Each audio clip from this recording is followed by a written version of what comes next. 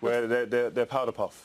Rich, when you check it, how many people would have honestly, with Arsenal's form going into this game, called Arsenal to put in a performance like that and win today? Well, we didn't. Well, you're an Arsenal legend and you called for City today. Exactly. So that no, with my heart, Arsenal, yes. with my head.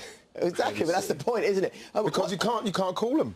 I think Arsenal get themselves into a situation around February time where they're doing so well that they start believing their own hype, and then it falls apart. But today they've brought it back together. What about City? I mean, you know, Sergio Aguero was the man once again. We can talk until we're blue in the face about whether it was the right idea to take him off. This was the ball that we're looking for with him and people running forwards. That ball over the back of the Arsenal back three. They've done it continuously all the way through the game. Here again, Yaya Toure wins the ball. Most players would have played to De Bruyne there, but he see the ball straight through. The quality he had to deliver that ball. They were playing 1 against 1 at the back, and what a finish. I think Czech could have done a lot better, but look at this. The two defenders there, Xhaka and Monreal, have to be deeper, have to protect the goal. They go 1v1, and it's a foot race. There's only one winner. It's a fantastic weight of pass from Yaya Toure. Great run.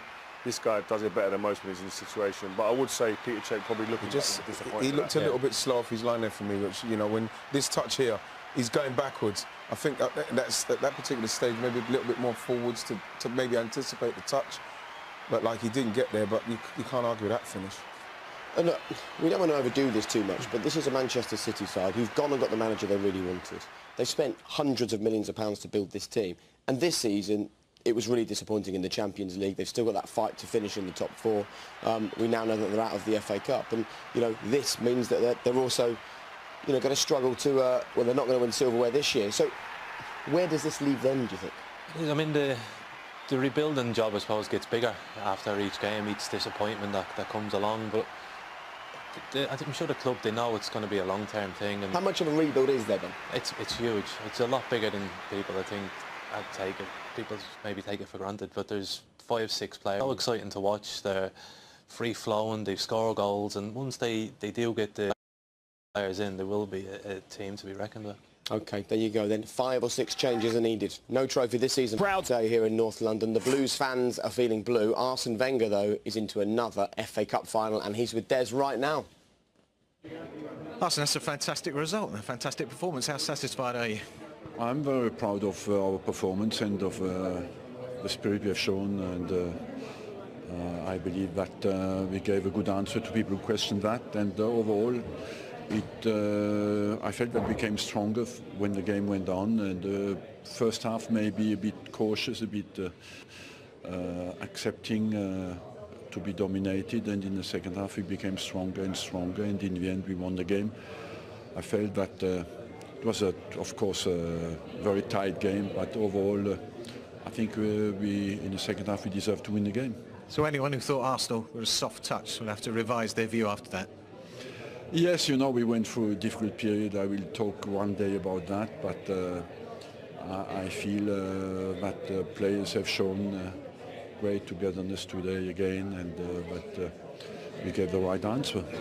The switch to a back 3 was a big call. You've only done it twice in 20-odd years or so. The plan worked perfectly, though. It seemed to suit the players today. Exactly. Maybe we found in a period where we needed a bit more security, and that helps, of course, a bit more defensive stability, and the players we look like all comfortable in the position they play in. And it was a true team performance, just discussing it with some of the players on the pitch, when you have Nacho Monreal popping up with a goal, his first in a couple of years, and you wanted your star players to perform, and Sanchez delivered too. They did, not only those who scored goals, but I think many people questioned sometimes New Zealand. He has shown again today that he can fight as well, and overall, yes, it was a great team performance. And of course, you know, we're going to ask you this. What does this mean for you? Is it this the positive moment where you're going to declare what happens next? Not at all, no. I think I've given this answer many times. But you know I have to ask it. Does it change your plans at all? Does it give you an incentive to do something? Do you want to stay and build on this? You know what, people can question maybe my decisions, but not my loyalty to this club and my commitment to this club. And that's basically it. We'll see you at the final at the end of May. Sorry? We'll see you in the final at the end of May. Yes, we'll see you in the final. Good. Thank you. Like I say, the thing with Arsene Wenger and the stick that he gets, I think he's just a messenger being shot there. You know, there's a lot going on upstairs that people need to be asking questions up there of the owner, Kroenke, his son. you know, other people like that, because you see with Arsene Wenger, he absolutely adores his club and he wants them to do well. And I think today, for the first time in many games I've seen, Arsenal players responded. They were in a semi-final, they had to, but they done it. They done it, and I'm just delighted with that, because I was very pessimistic at the start because I had nothing to build on. And is there any coming back from the banners that we've seen and the protests that we've heard and the negativity around Arsene Wenger if he wins the FA Cup, if they finish in the top four this season? It relieves pressure. I think it relieves a bit of pressure. Yeah, it does. Yeah, it relieves a bit of pressure, but I still believe that it's not down to Arsene Wenger, because if you then remove Arsene Wenger, we've seen with Sunderland, you're removing managers, you're keeping the same people upstairs. What's going to happen is that it's just going to carry on doing what they're doing. So this upstairs has got to change, and then I'd like to see upstairs change and Arsene Wenger get another chance. I think the performances, if he got his hands on this trophy, I don't see him finishing in the top four, but I think if they saw performances like this, if they saw a fight, I think that's been the worrying sign about this Arsenal team, is that they've shown a lack of fight, desire, to go out there and perform and to fight for their manager. They see their managers under pressure. Go out there and give the performances that he needs to help him. And that's been the worrying thing for this team. Today we've seen a glimpse of it. The question is, can they continue that? Because they're going to need to do that again against Chelsea, that's for sure. OK, but just to be clear, what Ian said there, same manager, different ownership structure, and you think that could work? OK. Right, Howard Webb, as always, is part of our team for this big game. And Howard, just give us some kind of idea after what looked like a litany of errors from the referee in the first half, and you can talk us through them again. Craig Pawson, what will he be doing about now? Is he texting people? Is he ringing people he trusts, asking how he did in a big game like this? What's happening? Yeah, hi Jake. Yeah, he'll certainly be seeking some sort of a feedback. He'll come off the pitch not really knowing exactly how those decisions looked. He'll have had some sort of a vibe from the players and the coaches, and even from our TV people down at pitch level. But he'll be wanting to see them back as soon as possible and analyse his performance and see what he did right and what he did wrong. Man City were really unlucky on this situation. You'll see that the ball's pulled back and it ends up in the goal, but it's ruled out because the assistant raised his flag, Steve Child, on this side to say it was out. These calls are much harder when the ball's in the air than when they're on the ground. Everybody can understand that. We see him on that steady cam. He goes past the camera, and if he's not in line, the ball looks much further out than it actually was. And when we look right down the goal line on this lovely camera angle here, we can see the ball's played infield. It swings towards going out of play, but just stays in. So we know for sure this is a goal, or should have been at least. It wasn't out of play, and the assistant probably just not quite in the right position, looks at it and thinks it's further out than it is and gets it wrong, and therefore, you know, Arsenal got lucky on that occasion. He's guessed then, the assistant linesman's, he's guessed there, hasn't he, that's gone out, because he's guessed. You can't guess, surely, H. Yeah, he's got it wrong, and he should never guess. From his position, it probably just looks out. Even if he's only, 6 inches off the line, that makes a difference to the angle, and it makes a difference to how far that looks out, particularly when it's so close. He shouldn't guess, you're right, Righty, but it just looks out to him from his position. He's got it wrong, and it's cost Man City dearly. He'll be gutted when he sees that back. He doesn't want to make a mistake like this on a huge game. And isn't this a perfect one for technology, because that is absolute cut and dry.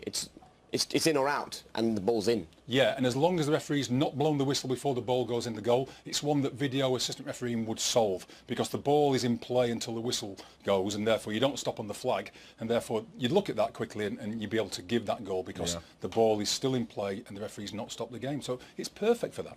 OK, and that wasn't the only incident, was it? It wasn't. Now the next two are less clear cut. I can see a case for a penalty on this one. Of course I can. The point you made earlier is about the referees having to be certain to give something. Craig Pawson takes a wide left position here. His view, therefore, is narrow on these two players coming together. And we'll see on the replay that, I think it's Alex Oxlade-Chamberlain, puts his foot alongside Aguero. And they brush each other, and that causes Aguero's leg to go onto the back of his own leg. And he's got to make a judgment in the blink of an eye whether this contact there is enough to cause him to clip his own heel. And yeah, on a replay we can see that it probably is. You just see he puts his foot down and Aguero brings his leg across, but something, I was prepared to give Craig the benefit of the doubt on that one, because that happens quickly. It's not that significant to contact, and we talked only a few moments ago about the certainty that you need, and therefore that's much less clear. I know I was in a minority of one at half time, but I could understand why he'd wave that away, because that's not a wipe-out penalty. We all like those. Howard, the referee obviously knows Aguero. If he's seen him and refereed him before, the next movement for him is a shot on goal. He must realise that there's no way he's going to intentionally trip himself up And that's, I mean, he can't be clear on the... If he can't be clear on a decision where the centre-forward, who's got the most goals nearly for Man City of all time, is in an opportunity to score and he's thrown himself on the ground, to me it's blatant, it's a foul, and it makes him kick himself. It is a factor, Richard, but I mean, I've seen the greatest players, the most honest players, get their feet wrong and clip their own heels. Aguero doesn't choose to go down, he's not diving, but we saw him in that great famous game against Queen's Park Rangers when he stayed on his feet to score the winning goal back in 2012. So we know he's an honest player, he stays on his feet, but I've seen the greatest players get their feet wrong and actually clip their own heels as they're going to shoot. So, you need that certainty. Nobody's accusing him of diving there, of course not, but again, you need that certainty. I've seen the very best, and that's a clear penalty. So yeah, it evened itself up, but that's not what you want as a referee. You don't want to be making 2 mistakes, you want to make no mistakes. And at half-time he'll have been disappointed with his performance. Second half, luckily the game took care of itself, fine margins, Man City hit the post bar. Well, it did take care of itself, Howard, but this was a clear-cut goal disallowed for Manchester City, and they're now out of the cup. Yeah, and that's the one that we'll look back on and say, it could have been a huge turning point, and it's the one when they go home that they'll be the most disappointed about. All right, Howard, as ever, fantastic to have you here clearing it all up for us. Thank you very much. And from a man who looks like Pep Guardiola to Pep Guardiola, he's with Des. Pep, what's your assessment of that performance? It was a game that could have gone either way for long periods. No, we played quite good, so we are out, so congratulations to Arsenal, but we did everything. Create enough chances to win, they play long balls, second balls, counter-attack with the quality of their players, and that's all. You hit the bar, you hit the post. There was also a couple of controversial... You hit the crossbar and the post. There was also some controversial incidents in the first half. Maybe Aguero could have had a penalty. The Sane cross didn't look like it went out. It went out, yeah. No, the referee must help, and we are going to help them. Yeah, alone they cannot control this kind of actions. So you're pleased with the overall performance of your team? Yeah.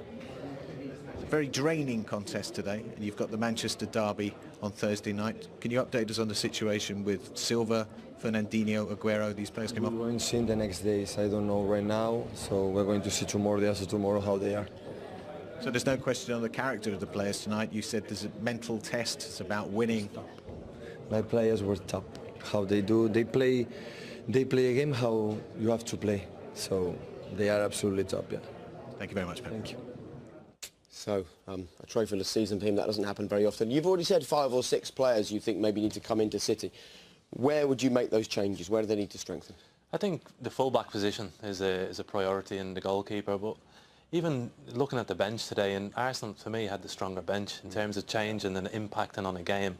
I think City need to grow that. People talk about all the money they've spent, but the squad isn't as strong. I think there's quite a few sides who have a stronger squad than City, and just as a whole, just to fill it all out with top-class players. OK, right. Thank you very much for your company.